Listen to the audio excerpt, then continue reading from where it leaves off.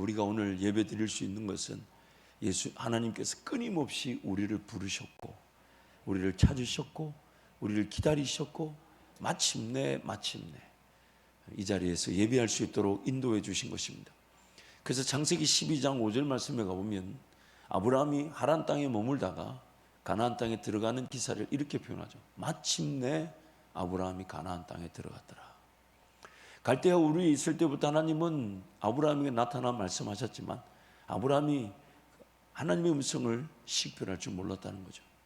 그래서 창세기 11장 마지막 부분에 가보면 그 갈대아 우르에서 하란을 거쳐 가나안으로 가는 그 여정의 주도권이 아브라함이 있지 않고 아버지 데라에게 있었습니다. 그러나 그 데라는 하란에 머물러서 거기서 삶을 달리하고 말았고, 하나님께서 그쪽으로 약속하셨던 땅 가나안 땅에 이제 아브라함이 들어가게 됐을 때 마침내라는 그 단어는 아브라함이 쓴 단어가 아니라 하나님이 쓰신 거죠. 그래서 사도행전 7장에 보면 그 하란 땅 갈대아 우르에 머물고 있던 아브라함을 하나님께서 가나안 땅으로 옮기셨다고 표현합니다. 아브라함이 한 일이 아니라는 것이죠. 오늘 저와 여러분의 삶도 마찬가지입니다. 하나님이 얼마나 우리를 부르셨는지 모릅니다. 그리고 지금도 얼마나 부르시는지 모릅니다. 하나님 우리를 얼마나 찾으셨는지 모릅니다. 마치 10문화를 가진 주인이 한 문화를 잃어버렸을 때 집안 곳곳을 싹싹 쓸며 그 문화를 찾은 것처럼 저와 여러분을 그렇게 찾으셨죠. 그렇게 부르셨어요. 그렇게 인내하셨어요. 그렇게 기다려주셨는데 마침내 우리는 그 하나님의 열심에 우리 스스로가 그 은혜로 돌아왔고, 지금도 하나님은 날 부르고 계시죠. 날 찾고 계시죠.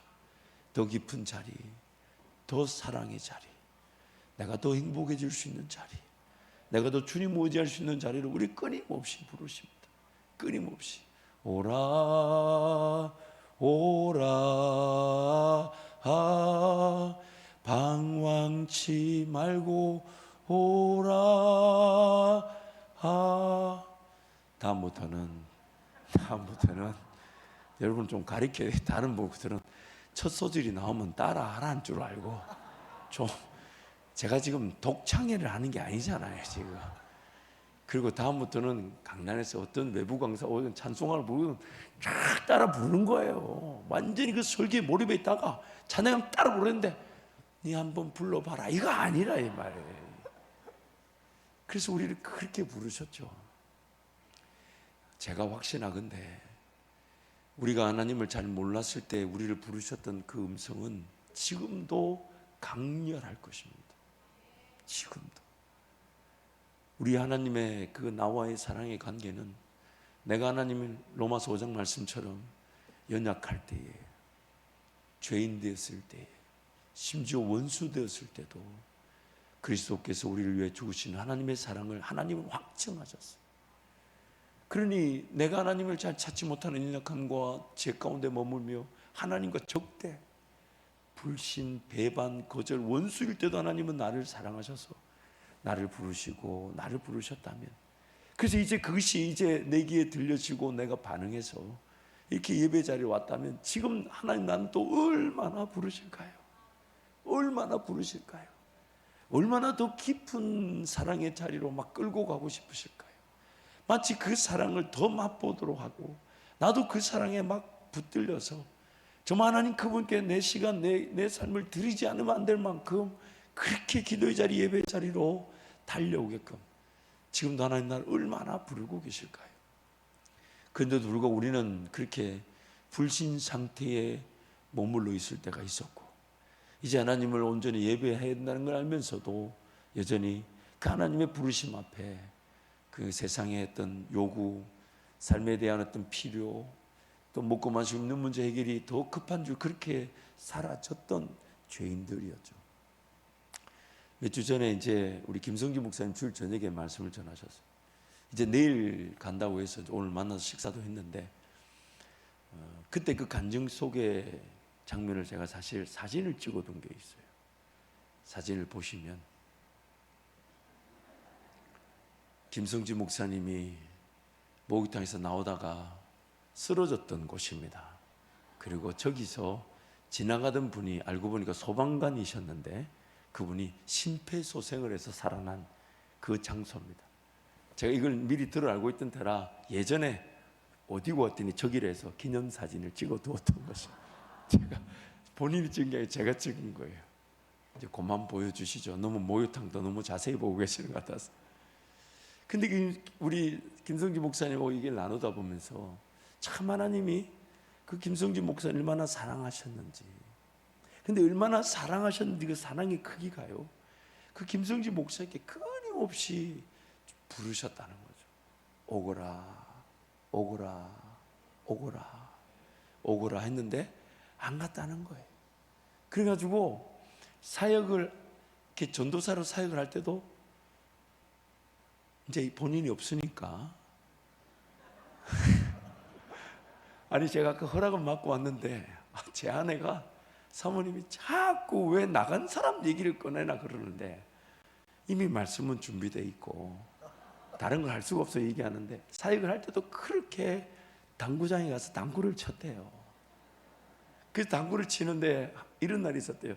당구가 이러면 당구 뭐 잘 모르실 수 있지만 이렇게 요만한 이렇게 마대자루 막대기 같은 그걸로 이제 공을 치는 거죠. 요만한 막대기, 그게 그 큐대라 그러는데 그게 무겁지가 않은데, 그 당구 치면서 큐대를 들었는데 허리가 나갔답니다.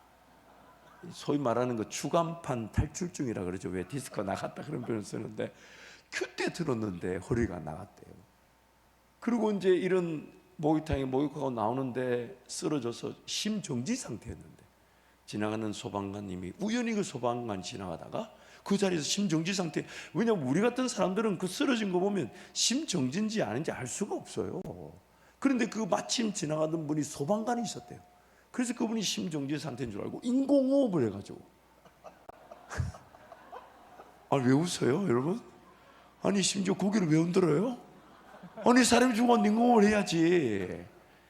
그런데 그렇게 해서 살아나서 이제 지금도 기억납니다. 저기 왼쪽 제일 끝에 덩치 크다란 사람이 금요철야 때 처음 본 것 같은데, 우리 김동희 목사님이 형 이거 주님 부르신다고 그렇게 왔는데, 그 있다가 그런데도 그렇게 뭐 사역의 길을 당장에 덤벼들고 이러지 않았어요. 이러지 않고 있다가 또 어떤 사건이 오늘 그 얘기를 또 들었어요. 어떤 사건이 있었냐면, 고향 부모님 집에 농사를 지으시는데 창고에 큰 불이 나서 창고 다 타버렸어요. 근데 그 부모님 입장에서는 엄청난 재산 손실이 된 거죠. 그래가지고 그 불이 나고 하니까 이 아들 마음이, 김성지 목사 마음이 더 낙심이 됐는데, 그래가지고 이제 김동희 목사가 이제 찾아갔대요. 찾아가서 형, 이제 형이니까 형, 하나님께로 돌아올 때가 된 것 같아. 이렇게 얘기하니까 김성지 목사 본인 입으로 저한테 들려줬어요. 그때 그 얘기 듣고 이렇게 얘기했대요. 그런 하나님이면 나는 안 따라갈란다. 야, 심폐소생해서 살려놨더니, 심폐소생으로 살려놨더니 불러가지고 창고 홀락 태웠다고. 그래서 형 빨리 돌아오라고 신호를 하시는 것 같아. 그러니까 그런 하나님이면 나 안 섬기겠다 했다던가. 뭐라고? 안 따라간다. 안 섬긴다고? 안 믿는다고. 안 믿는다 했대요. 근데 이제 저는 그런 것도 모르고 이제 그냥 와서 툭 앉았는데, 제 마음에 주셨던 하나님 마음은, 그 나중에 이제 김동희 목사 소개하고 하면서 저에게 주셨던 하나님 마음은 사역을 이렇게 시켜야 되겠다.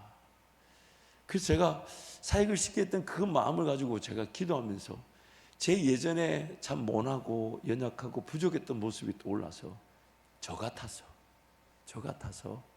아니 장로님 한 분 고개를 그렇게 심하게 끄덕일 일입니까? 참 그렇게 난 장로님 저렇게 활짝 웃는 건 처음 보네. 저 같아서 그렇게 사역을 부탁을 해서 하나님께서 이제 내일 미국으로, 물론 또 미국 그 사역의 길은 또 훈련의 길이고 또 주님을 더 깊이 만날 길이지만, 그렇게 하나님께서 포기하지 않으시고 그 인생을 이끌어 가시는 게 너무 감사했었습니다. 하나님께서는 사건 사고를 이용하셔서 하나님께로 돌아올 기회를 주시지만, 사실 하나님은 그 사건 사고의 주범은 아니십니다. 우리의 죄로 말미암아, 그럼 우리의 타락이, 그런 사건 사고를 일으킬 수밖에 없는 환경을 만들어내죠. 내 선택이, 내 결정이. 또한 종종 하나님은 그런 사건 사고를 일으키시는 듯 보이지만 그것도 자세히 들여다보면 우리의 죄로 인한 심판의 결과로 그런 사건 사고를 피할 수밖에 없어 내놓으시지만, 중요한 것은 자기 백성들, 즉 하나님의 백성들에게는 그 사건 사고로 그들이 멸망을 당하는 것이 아니라 하나님께로 돌아올 기회가 되게 하신다는 것입니다. 그런데 우리는 그런 사건 사고를 당하면서도 그렇게 하나님께로 잘 돌아가려고 하지 않는다는 거예요. 막상 어려움을 당하면 그렇게 하나님께로 돌아갈 것처럼 고백하고 또 그렇게 마음을 다져먹지만, 근데 그 일이 좀 살만해지고 괜찮아지면 언제 그러냐는 듯이 하나님을 또 찾지 않습니다. 제 주변에도 심심찮게 그런 분들이 있었고 지금까지도 기도하며 기다리는 분들이 있습니다. 자기 자식이 원인도 모를 병에 걸려가지고 그 병원에서는 그 아파하고 힘들어하는데 곧 진통제 말고는 줄 것이 없다면서 그렇게 아파. 그래서 내 자식 고쳐주면 내가 하나님께로 돌아가겠다, 그렇게 외치셨는데, 근데 하나님께서 그 기도하는 권사님을 통해 그 자식이 병명도 모르는 그 병을 깨끗하게 치료해 주셨는데 50년이 다 됐는데 아직도 하나님께로 안 오십니다. 더 많은 기도와 사랑이 필요하겠지만 우리는 그만큼 하나님께로 잘 돌아가려고 하지 않는다는 거예요. 하나님께로 돌아갈 필요성을 인식하지 못하는 것, 그것이 바로 오늘 죄인됨의 안타까움입니다. 하나님께로 돌아갈 계기를 만들어낼 능력도 없지만 하나님께로 돌아갈 계기인데 정말 그렇게 힘들고 그렇게 아프고 그렇게 어려운데, 그렇게 힘들고 아프고 어려운데도 하나님께로 가고자 하지 않습니다. 동시에 인생에서 일어나는 문제 어려움을 피하거나 해결할 능력도 없습니다. 심지어 사건과 사고가 일어나도 그게 하나님을 찾을 계기인 줄도 모릅니다. 구약의 이스라엘 백성들의 역사를 보십시오. 특히 그 소선지서, 대선지서, 이사야 말씀들을 쭉 시작으로 해서 말라기 말씀까지 선지자들을 통해 하나님이 공통적으로 하셨던 말씀이 뭡니까? 돌아오라고.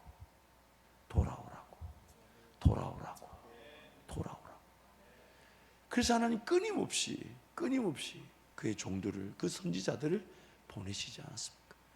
그래서 마태복음 23장의 34절 30절 보면 우리 함께 한 절씩 교독하겠습니다. 그러므로 내가 너희에게 선지자들과 지혜 있는 자들과 서기관들을 보내매 너희가 그 중에서 더러는 죽이거나 십자가에 못 박고 그 중에서 더러는 너희 해당에서 채찍질하고 이 동네에서 저 동네로 따라다니며 박해하리라. 그러므로 의인 아벨의 피로부터 성전과 제단 사이에서 너희가 죽인 바라게야 아들 사가랴의 피까지 땅 위에서 흘린 의로운 피가 다 너희에게 돌아가리라.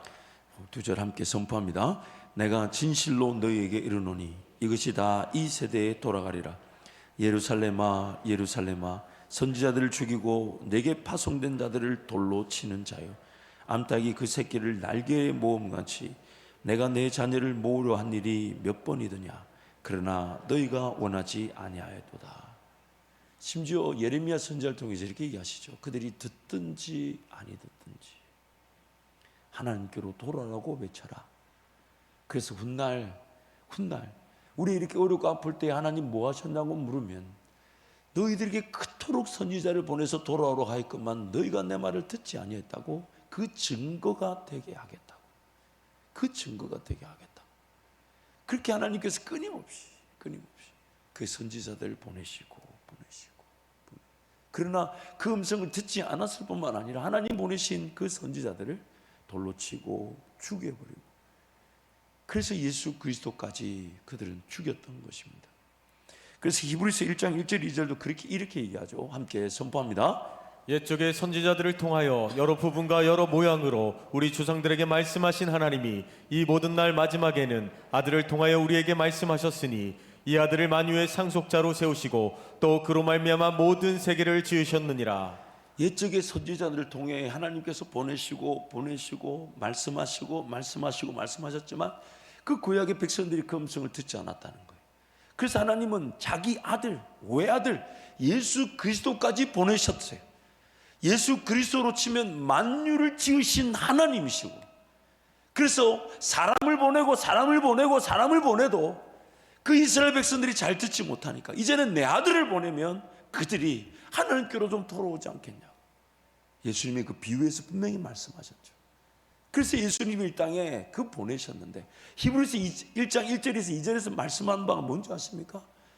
예수님이 이 땅에 오셨는데, 하나님의 아들 되신 예수님이 이 땅에 오셨는데, 구약의 선지자들보다 우리는 더 지독하게 그 하나님의 말씀을, 돌아오는 음성을 듣지 않으려고 한다는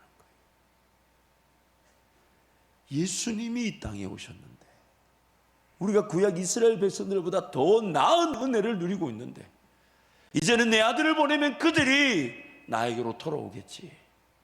근데 그렇게 예수님을, 하나님의 아들 되신 예수님을 우리에게 보내셨는데도 우리가 하나님께로 돌아가려고 하지 않는다는 겁니다.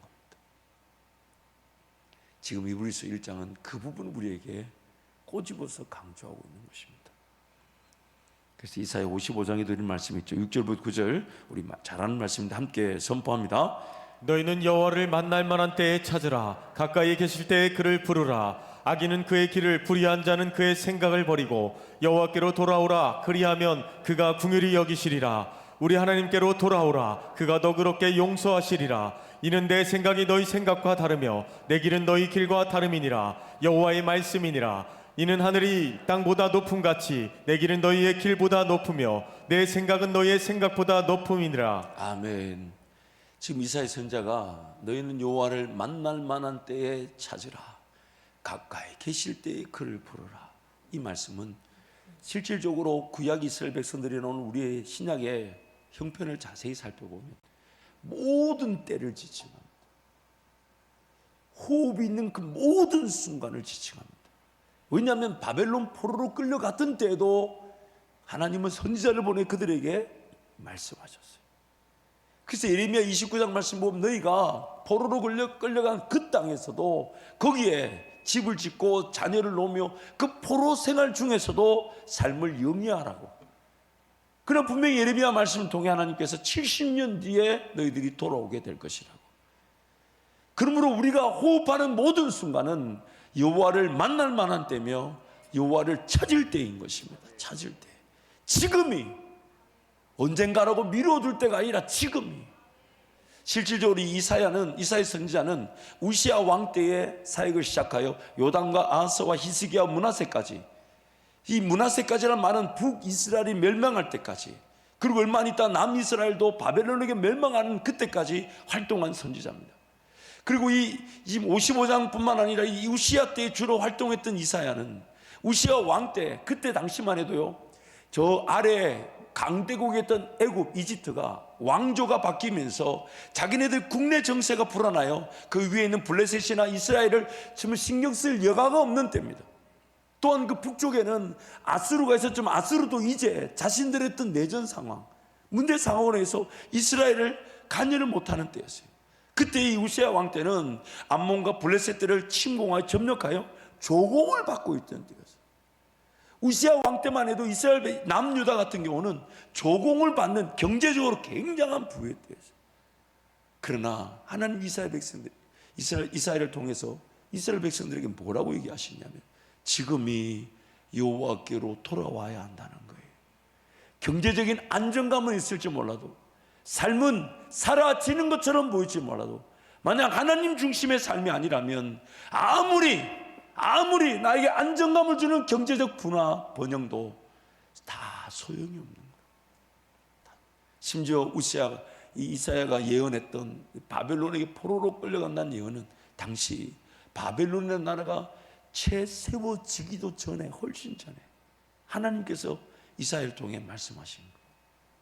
결국 나중에 바벨론으로 다 포로로 끌려갔을 때에 이 예언서를 받던 이스라엘 백성들은 왜 우리가 하나님 우리에게 미리 말씀해 주신 말씀을 읽지 않아서, 이 말씀을 몰라서 왜 하나님께로 돌아가지 않고 그 예언한 대로 이렇게 당하고 말았는가? 그러므로 구약 이스라엘 백성들의 역사는요, 오늘 우리에게 무엇이 됩니까? 고린도전서 10장 말씀에 의하면 거울처럼 본보기처럼 여기라. 너희도 그들처럼 하나님을 시험하지 마라. 너희도 그들처럼 하나님을 원망하지 마라. 너희도 그들처럼 하나님께 불평하지 마라. 지금 여호와를 만날 만한 때인 줄 알고 가까이 계실 때에 찾을 때인 줄 알고 여호와께로 돌아오라. 그래서 이스라엘 백성들의 그 이야기는 오늘 이스라엘 백성들에게 들려졌을 때보다 지금 우리에게 더 큰 무게감으로 다가오는 겁니다. 선지자들을 보내서 그렇게 돌아오라 했지만 안 돌아와서 아들 대신 예수님을 우리에게 보내주셨는데도 우리가 이스라엘 백성들보다 더 하나님께로 돌아갈 줄 모른다면 우리 영적인 어떤 그 심판의 무게는 훨씬 더 크지 않을까요? 어쩌면 지금 그 영적인 심판의 무게 때문에 기도가 안 되고 있는 건 아닐까요? 어쩌면 내가 이미 죄의 무게 때문에 하나님 앞에 드려져야 될 예배가 드려지지 않고 있는 건 아닐까요? 마음은 날마다 원의로 돼 내 육신 약하다는 핑계 대고 있는 건 아닐까요?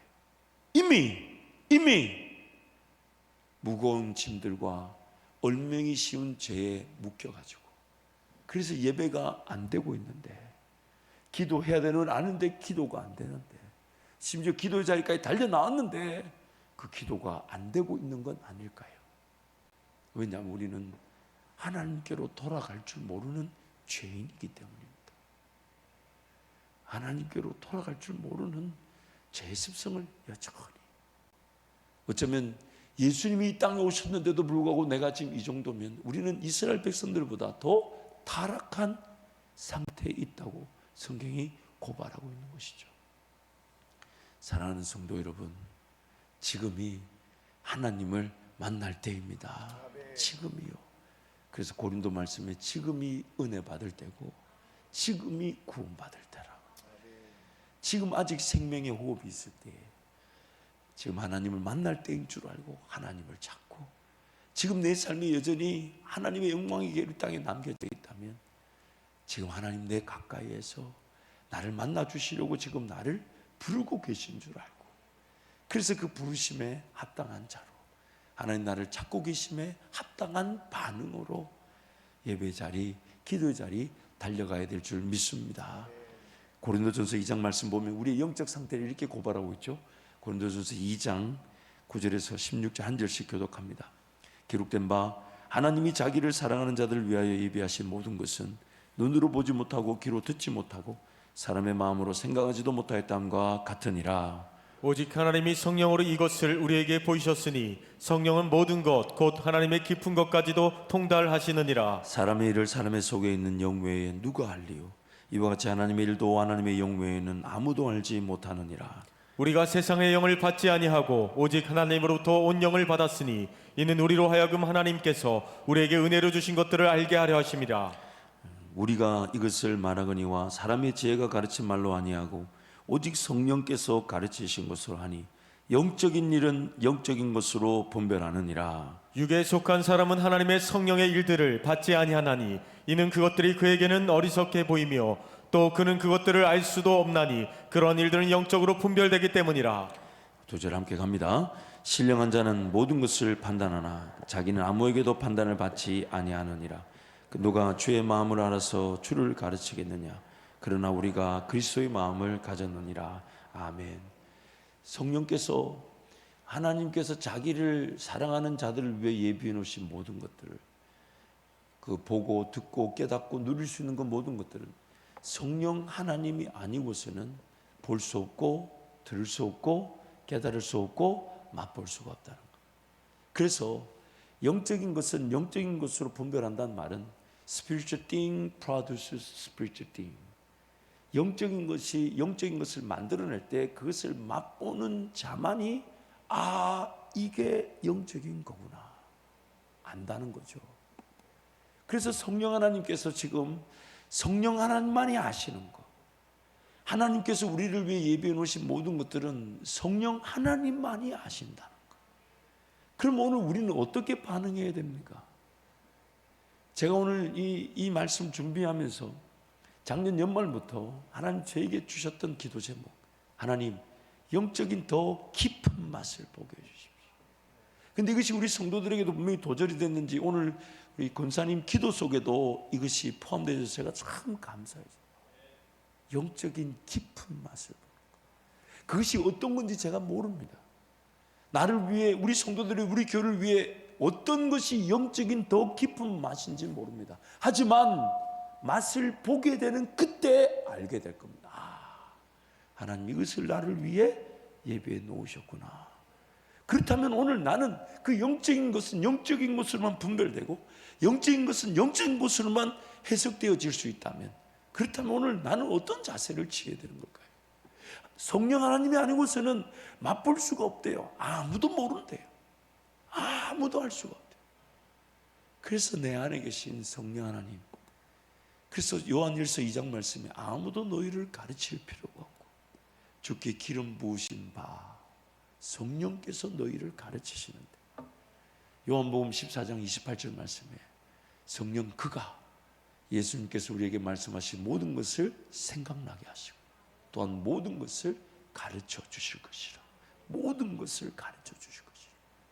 성령 아니고서는 하나님 나를 위해 우리를 위해 예비해 놓으신 그 모든 좋은 것들을 아무도 알지 못한다. 아무도. 그렇다면 오늘 나는 어떻게 해야 될까요? 어떻게 해야 될까요? 알고 가는 길이 아니래요. 보고 가는 길이 아니래요. 내 귀에 들리지도 않는데요. 깨달을 수도 없대요. 그러면 이렇게 보이지 않고 들리지 않고 깨달아지지 않은 채로 그냥 살아가야 됩니까? 아니면 그것을 아파하면서 하나님 앞에 매달려야 하는 건가요? 그래서 기도 외에는 다른 방법이 없는 거예요. 기도 외에는 다른 방법이 없는 것입니다. 지금까지 하나님의 삶을 지켜주신 거 그 하나님 은혜죠. 그래서 어떤 성도가 예전에 제가 LA 있을 때, 목사님 제가 하나님 은혜로 이런 이렇게 사업장 이렇게 하고 있다. 그래서 제가 지금 같으면 그런 말 안 했을 거예요. 지금 같으면 그런 말 안 했어요. 지금 같으면 아유 감사하죠 이러고 말했을 텐데, 제가 뭐라고 물어봤냐면 지금은 어떻습니까? 그 왜 그걸 물어봤는지 몰라. 그때부터 대화가 얼마나 어색해지는지. 그러면서 하는 말이, 그동안 이게 은혜를 주셔가지고 감당하다 보니까 지금 조금 그래서 제가 물어봤어요. 집사님, 하나님이 지금 집사님의 고백대로 그 비즈니스, 그 일터 가정의 은혜로 주신 거라면, 그럼 그 은혜를 주시기 이전에 분명히 하나님과의 관계가 있었을 것인데 그때 관계는 어땠나 했더니, 아유 그때는 문제가 풀리지 않고 당장에 갈 길을 몰라 엄청 기도했죠. 그러면서 어떻게 기도했어요? 이제 그 부분을 제가 파고들었어요. 어떻게 기도했어요? 매일 새벽을 깨우고 저녁에는 밥이 안 넘어가지고, 왜? 답답하니까, 떨리니까. 심지어 이런 생각이 들어요. 내가 지금 이렇게 밥 먹고 있을 정신이 아니지. 이렇게 어렵고 힘든데 밥을 꾸역꾸역 처먹고 있으면 안 되지. 그러면서 예배당에 달려갔다는 거예요. 근데 이런 달려가면 그렇게 하나님이 위로해 주시고 격려해 주시더래요. 그리고 성경을 읽으면 구구절절이 뜨겁고 행복하고 막, 그래서 자기가 너무 싫더래요. 돌아보니 인생의 문제는 그대로인데, 풀리지 않았는데, 닫혀 있는데 예배당에 와서 기도만 하고 말씀 읽으면 그렇게 행복했다는 거예요. 그래서 그게 그 행복했던 시간이 있었다는 거예요. 그래서 제가 지금 하나님 은혜로 일터와 가정을 주셨다고 고백하셨는데, 지금 영적인 것은 어떻습니까? 지금은 어떻습니까? 그 다음부터는 집사님 아무 말씀 안 하셨어요. 잠깐 일터에 가정이 바쁘다는 이유로 그 은혜를 주신 건 알지만 거기에 묶여 있어서 조금 느슨해진 그것 자체를 저도 더 이상 묻고 싶지는 않았어요. 그래서 저도 이렇게 결론을 내렸어요. 집사님, 지금 뭔가 물질적으로 보이는 부분들, 경제적으로 뭔가 확보된 것들, 그런 것들이 이전에 어려웠을 때의 주님과 영적인 관계, 맛보았던 것들, 그런 것들이 식어진 채 가지고 있는 것들이라면 복이 아닐 수 있습니다. 복이 아닐 수 있습니다. 하나님의 딜레마예요.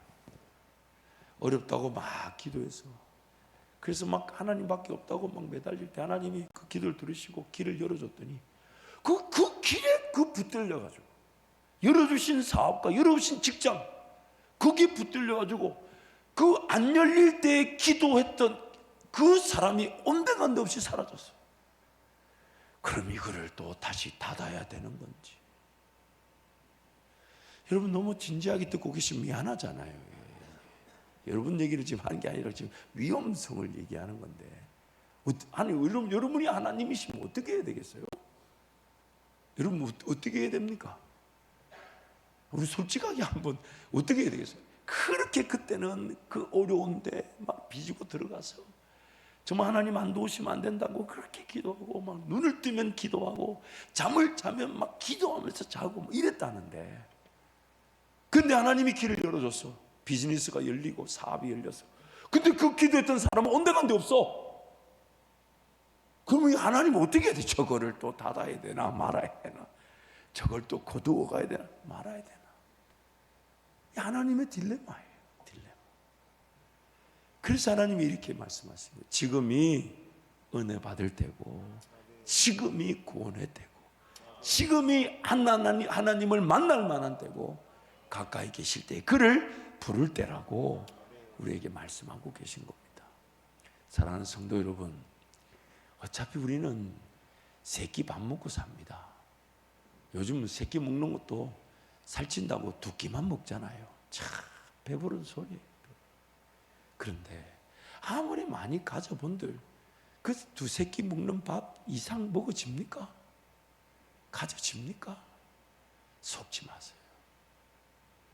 물론 하나님께서 주신 복으로 흘러보낼 수 있는 엄청난 기회가 있겠지만, 그러나 그것이 지금 나와 하나님과의 관계 속에 하나님 그분께 깨어있지 않다면 흘러보내지지가 않습니다.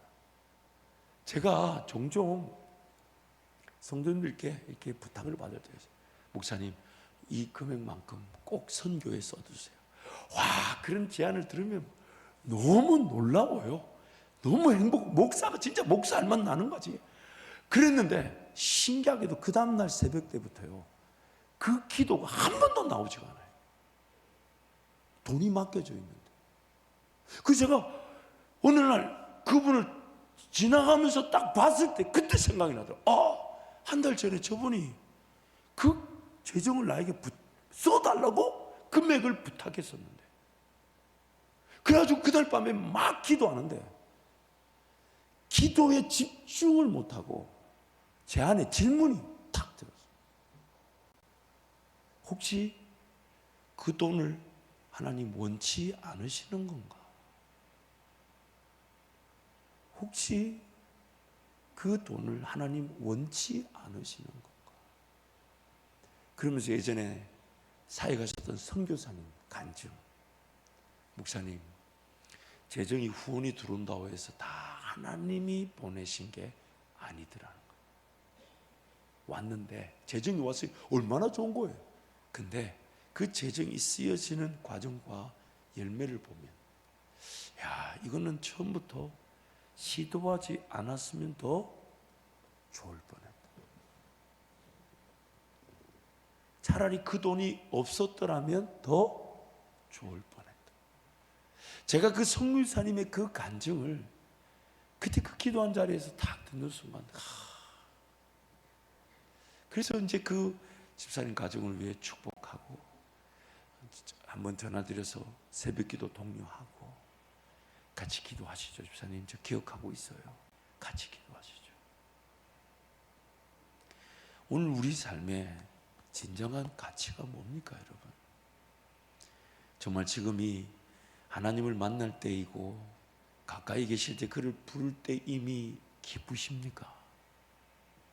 그게 행복해서 예배 자리, 기도의 자리 달려가는 게 즐거우십니까?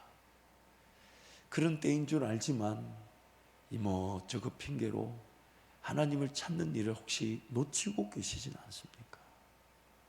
비단 어떤 사건 사고가 있는데도 그 불신의 상태, 의심의 상태, 신앙생활하지 않는 상태에 머물러 있는 그 교회 바깥의 영혼의 문제만이 아닙니다.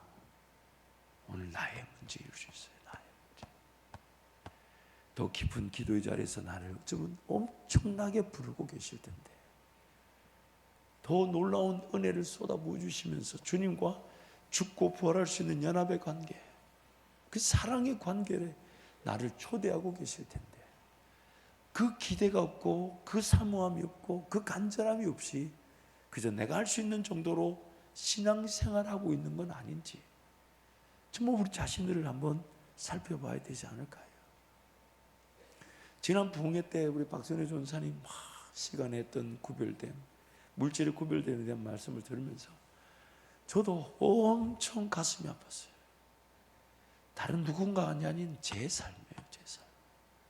제 삶에 더 하나님과의 그런 관계 중심의 삶을 꿈꾸고 계획하고 기도하고 그것이 감당되어질 수 있도록 하나님 은혜를 구하고, 성령 하나님이 꿈꾸게 하셔야 되고, 성령 하나님이 계획하게 하셔야 되고, 성령 하나님 그것이 구별되어 이루어질 수 있도록 도와주셔야 되고, 성령 하나님 나를 인도해 가셔야 될 텐데, 얼마나 제 자신도 부끄럽고 정말 하나님 앞에 그 시간과 물질적 구별됨이 없이 살았던 삶에 얼마나 회개했는지 모릅니다. 그래서 그 회개 예물을 드리는데 그 전도사님이 회개 예물을 드리며 하나님 앞에 기도하게 기회를 주신 게 너무너무 감사했어요. 너무너무 감사했어요. 다시 하나님 기회를 주시려고, 다시 기회를 주시려고. 사랑하는 성도 여러분, 구약의 그 선지자들을 보내도 그 하나님 음성을 들을 줄 몰랐던 이스라엘 백성들의 문제는 우리에 비하면 아무것도 아닐 겁니다. 왜냐하면 아들 되신 참 하나님이신 예수님이 오셨는데도 우리가 그들처럼 그렇게 하나님을 찾지 않으려고 할 수 있기 때문입니다. 그것이 두려움이 되어야 되지 않을까요? 그래서 이렇게 하나님을 만날 만한 때다, 찾을 때다. 정말 성령 하나님 말고는 이걸 모른다. 성령 하나님이 깨닫게 하실 거니까, 보게 하시고 기도하게 하시고 맛보게 하실 거니까 성령 하나님께 오라고 그렇게 얘기하면서 이제 고린도전서 그 3장으로 가보면 좀 더 사도 바울이 구체적으로 정말 그 하나님 앞에 달려나가 성령 하나님께서 깨닫게 해주실 그 은혜를 사모할 수 있도록 자기 자신을 또한 다른 그 어떤 누군가를 위해 사도 바울이 했던 그 일이 있었어요. 그래서 제가 이제 우리 성지 목사님 얘기를 듣다 보니까 두 가지 하나님의 은혜가 있었더라고요. 첫 번째는 우리 김동희 목사가 그 자기 선배라고, 그러니까 이제 나중에 얘기를 들어보니까 그 성지 목사가 그렇게 두들겨 팼는데도 형형하면서 기도해주고, 또 옛날에 저도 몇 번 목격했지만 참 그걸 제가 이렇게 그걸 꼬집기가 힘들어서 얘기는 안 했지만, 자기는 전도사인데 후배들이 목사가 됐는데도 어이 목사 이렇게 불러가 두들겨 패고, 저도 몇 번 봤어요. 저 구석에 동산에서 이런 데서 몇 번 봤는데, 근데 김동희 목사가 그 김성진 목사를 위해서 끝까지 기도하고 끝까지 이렇게 예배 자리에 형 오라 한다고, 하나님 부른다고 그렇게 제안을 했어요. 그래서 이제 그 김성진 목사가 왔잖아요. 근데 김성진 목사가 자기가 이제 사역을 하면서 하나님 회복시켜 주셔가지고 자기가 이제 하나님 그 은혜 감사하니까 저한테 자꾸만 누구를 사역자로 소개시키는 거예요. 근데 그때만 해도 제가 어떤 그 훈련의 때라서, 담임 목사지만 훈련의 때라서 사실 이렇게 사역자들을 이렇게 외부에서 이제 이렇게 모시고 이렇게 청빙하는 게 좀 약간의 그런 두려움의 트라우마가 좀 있었던 것 같아요. 그래서 성지 목사가 계속 누구를 소개하는데 제가 아닌 것 같아. 그럼 제가 동희 목사한테 물어봤어요. 그 사역자 아냐 했더니 자기는 정확하게 그 사역자가 어떻게 사역하고 있는지 전혀 모른다는 거예요. 그 말이 이제 추천을 안 하는 거지. 그러니까 안 그래도 마음이 불안한데, 그래서 아닌 것 같아. 근데 성지 목사가 포기하지 않고 저한테 얘기해서, 그래서 하나님이 보내주신 사역자가 김동현 목사입니다. 근데 그 김동현 목사가 올 때도 하나님이 극적인 인도하심을 줬어요. 저는 부담이 있었는데 김동현 목사 제가 기억나요. 대전에 올라올 일이 있다는 거예요. 나는 별로 안 만나고 싶은데 성지 목사가 3번을 얘기해요. 그래서 알았다. 그럼 목요일 한번 만나자.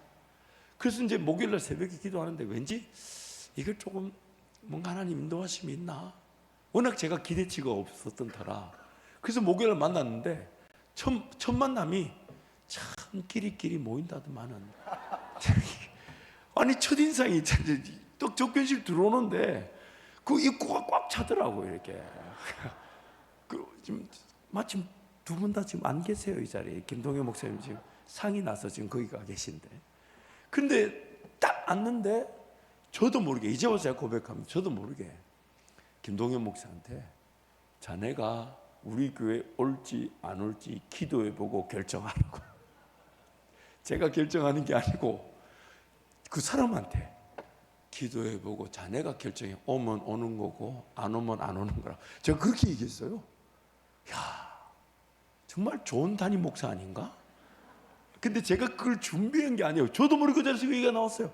과연 당회에서는 이 장로님들이 좋아할지 안 좋아할지 이런 것도 전혀 저도 모르게 툭 그 말이 나왔는데, 근데 이 김동현 목사님이 이제 성주 목사 때문에 우리 얘기를 듣고 한 터라 자기는 좀 오고 싶은 마음이 있었지만 울산에 섬기던 교회와의 관계가 있으니까 이거 어떻게 되는데, 그 다음 날이 이제 금요일날 철야 전인지 그 담임 목사님 사모님이 김동현 목사님을 부르면서 하는 말이, 그때는 이제 안수받기 직전이니까 이제 안수받게 되면 우리 교회 조금 목사님 한 분을 더 세우기에는 아직 여력이 없어도 그러나 하나님의 뜻인 줄 알고 그냥 목사 안수 받으면서 같이 우리 교회 사역하자고 얘기하면서 마지막 한마디, 하지만 한밭 제일교회 같은 교회가 있으면 가서 사역하라고.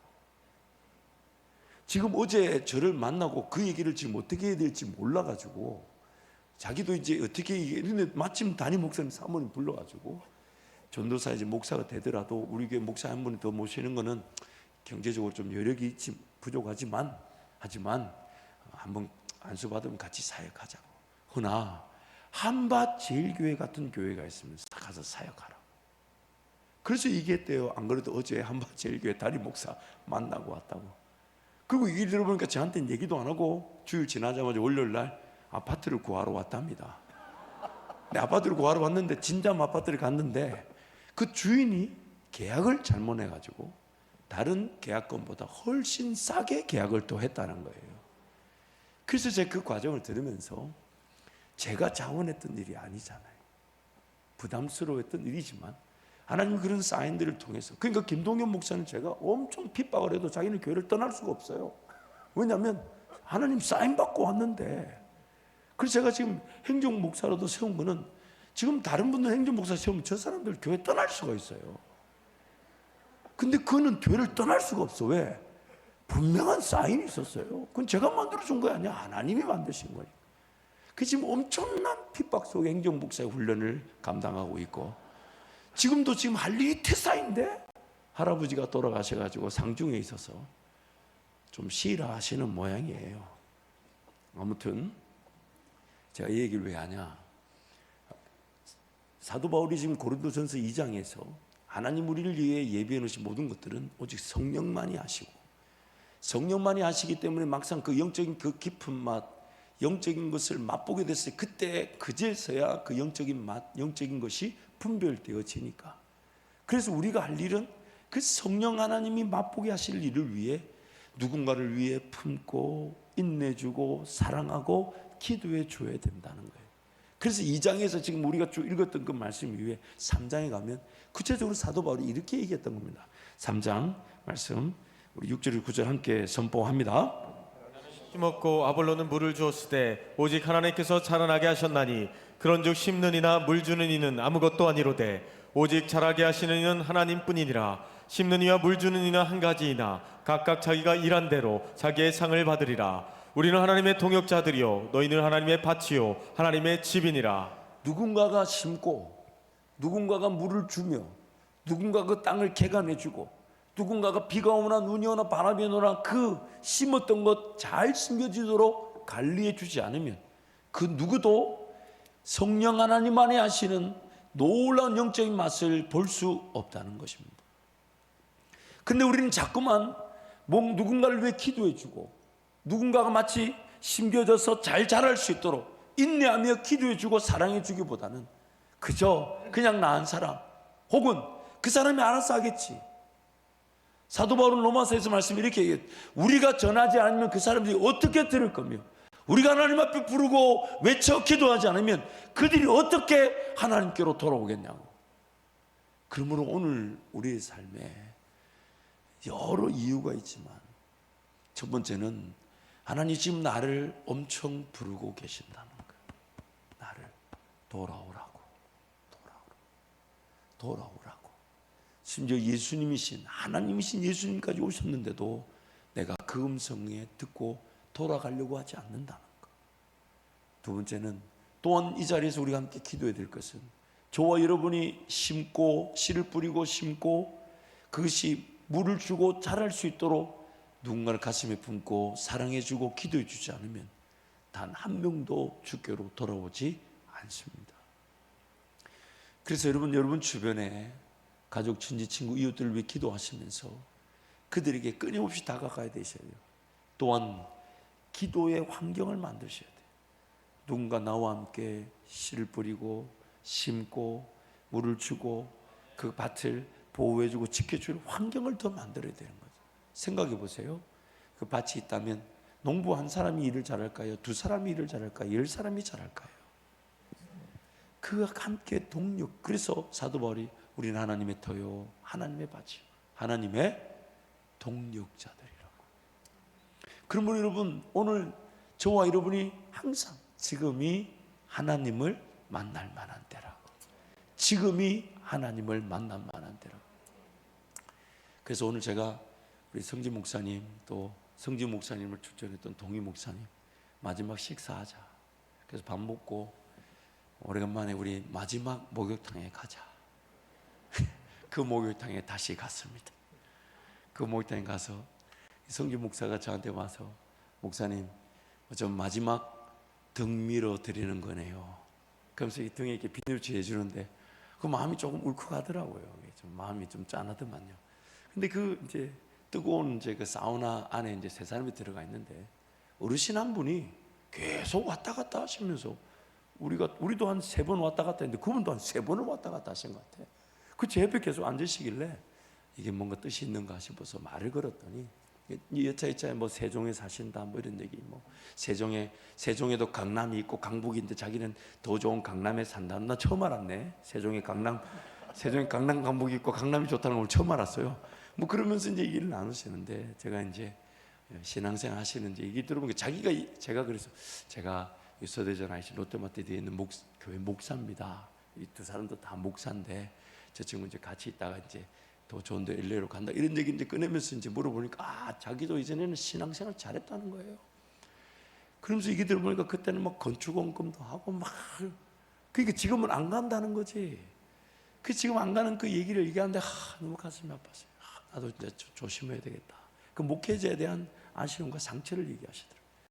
그래서 이제 제가 동희 목사 나중에 우리는 그러지 말자 이렇게 결단하고 다짐했는데, 근데 그러면서 그분이 이렇게 얘기하는 거예요.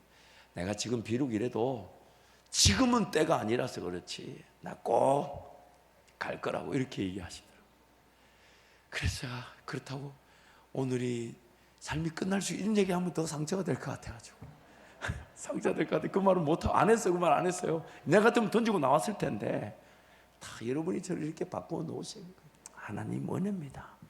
그래서 이제 그냥 그러면서 이제 제가 목사라고 자기도 시큰 얘기하고 막 제가 목사라니까 막 가까이 다가와서 막 눈 쳐다보면서 막 제 주특기가 또 이렇게 시선을 놓치지 않잖아요. 그 딱 쳐다보니까 이분이 막 피해 도망가려는 걸 제가 손을 붙잡고 제가 어르신을 위해서 꼭 기도하겠다 했더니 고맙다고 벌떡 일어나는 걸 제가 벌떡 일어나려는 손을 붙잡고 탁 눌러놓고 바로 기도를 시작해서 하나님 도와주셔서 지금이 돌아오는 때가 되게 하시고 이분이 막 벌떡 일어나려는데 제가 더 강한 손으로 붙잡고 하나님 지금이 하나님의 때가 되고 그 뜨거운 사우나에서 땀 흘리면서 기도했었어요. 제가 이래봬도 뜨거운 사우나 안에서 전도를 잘합니다. 그거 딱 들어오면 나갈 데가 없어요. 근데 여러분 잊지 마세요. 언젠가는이 아니라 지금입니다. 지금이에요. 언젠가는이 아니고 지금이 하나님을 찾아야 되는 때고 지금 하나님 가까이 계셔서 엄청 우리에게 부르고 계시지 않겠습니까? 그래서 지금 이때인데 아직 그것을 모르는 이들을 위해서 우리가 기도할 때 아볼로와 바울의 역할처럼 정말 그를 함께 심고 함께 물을 주고 그것이 잘 자라나, 그래서 심는 이나 물 주는 이가 있을지 몰라도 그것을 거두게 하시는 분은 하나님이시라고. 그 은혜가 오늘 우리 성도들에게 누려지기를 축복합니다. 그래서 우리 함께 찬양할 텐데요, 오늘 정말 주님께로 더 가까이 달려가시죠. 더 주님을 사모하고, 무엇보다 뭔가 내가 뜨거워 주님을 찾을 수 있는데 기도가 안 되는 걸 내버려 두지 말고, 정말 하나님 기도가 살아나고 예배가 살아나고 하나님과 관계가 살아날 수 있도록 하나님 도와달라고 그렇게 간절히 우리 지금 하나님 만날 것처럼 그렇게 찬양하고 기도하기를 축복합니다.